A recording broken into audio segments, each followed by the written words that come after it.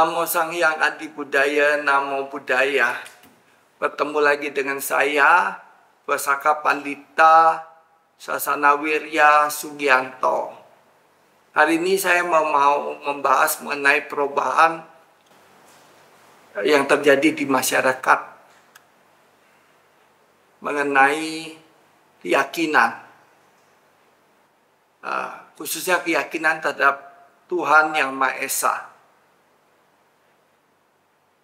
Saya mendengar dari beberapa podcast, teman-teman juga ada yang melihat podcastnya, dari Gulgumbul, dari Forbidden City, dari beberapa lagi saya lupa.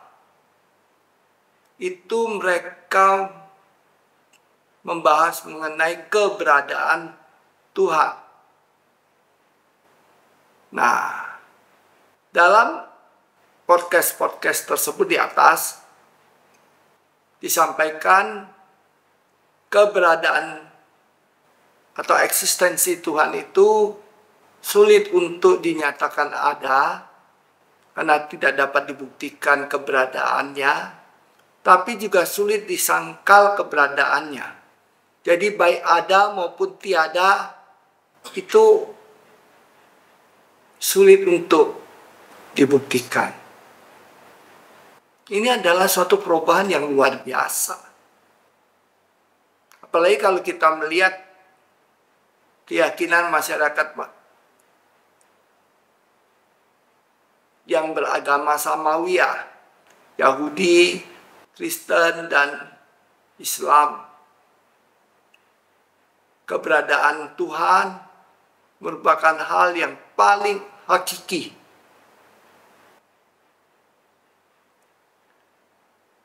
Tetapi sekarang terjadi perubahan itu. Bahwa baik ada maupun tiada, menurut podcast tadi di atas, sama-sama sulit untuk dibuktikan.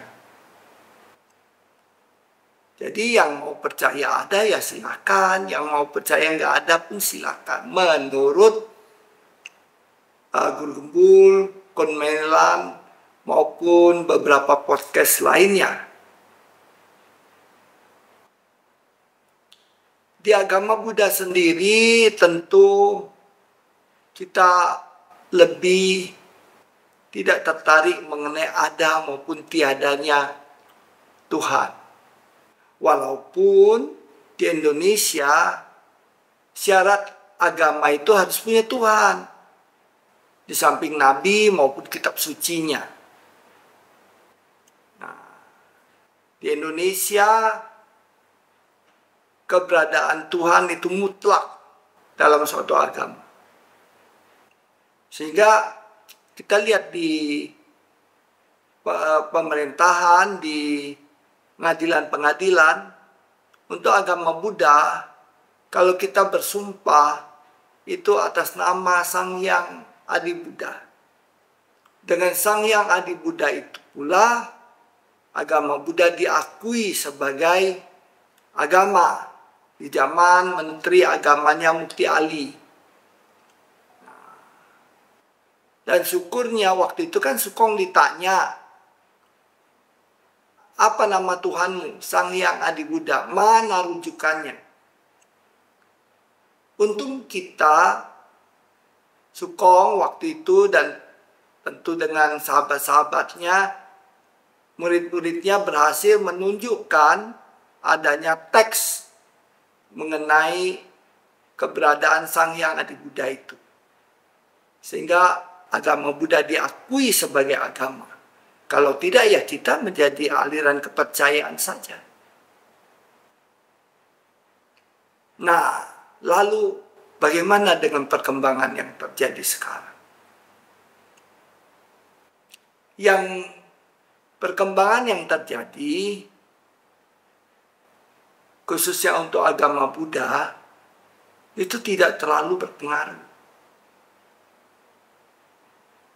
Karena agama Buddha kan bukan agama yang bersifat ilahiyah atau berdasarkan agama Wahyu yang memerlukan duduknya atau beradanya tokoh sentral Tuhan itu. Agama Buddha, kalau kita mengenal ajaran Paticcasamuppada, yaitu adanya keterkaitan satu dengan yang lain. Pak Kris Nanda almarhum sering memberi contoh untuk jatuhnya hujan saja, misalnya hujan dari langit jatuh ke bumi, itu kan memerlukan perpaduan dari berbagai unsur. Harus ada unsur matahari sehingga air menguap dan menjadi awan. Berkumpul di angkasa, awan-awan itu lalu ada pengaruh iklim, suhu atau temperatur, kemudian juga musim dan sebagainya. Dia berproses sehingga timbul elektron atau aliran listrik, timbul petir dan sebagainya, baru kemudian turun menjadi hujan. Betapa complicated atau ruwetnya proses untuk jatuhnya air hujan dari langit. Jadi bukan proses yang sederhana. Itu mengenai air hujan.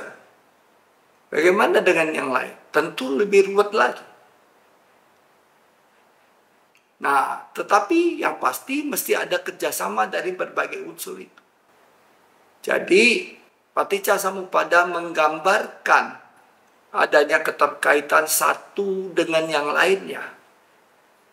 Karena itu, perubahan yang terjadi di masyarakat itu bukan sesuatu hal yang kemudian membuat kita umat Buddha menjadi pusing atau menjadi hilang keyakinannya. Karena kita percaya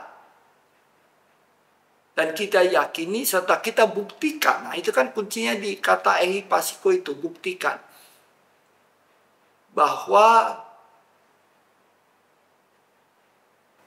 sesuatu itu pasti terdiri dari berbagai-bagai unsur. Sehingga Sang Hyang Adi Buddha, ketuhanan yang Maha Esa, yang diyakini oleh umat Buddha sebagai Tuhan, itu bukan sosok. Kita lebih fleksibel. Keyakinan, perubahan seperti itu tidak akan menghancurkan keyakinan kita. Tetapi yang lebih perlu atau penting yang harus kita perhatikan ialah perkembangan yang terjadi mengenai adanya komersialisasi agama. Itu yang lebih menghancurkan. Lalu adanya sifat hedonisme bermewah-mewah dari kalangan rohaniawan agama Buddha. Itu juga yang dapat merusak agama Buddha. Ketika agama itu seperti bisnis dikelolanya, maka tentu unsur pelayanan, unsur kebersamaan, unsur pembinaan menjadi hilang. Nah, inilah yang akan merusak agama Buddha. Kita harus memperhatikan hal ini dengan sungguh-sungguh. Karena itu umat, majelis dan sangga harus bekerja sama untuk mengedepankan pelayanan, pembinaan, dan tentu kepentingan atau kesejahteraan umat. Itu yang harus kita perhatikan. Kalau tidak, habislah agama. Demikian dari saya. Pasaka Pandita Sasana Wirya Sugianto Sulaiman. Namo Sang Hyang Adi Budaya, Namo Buddhaya.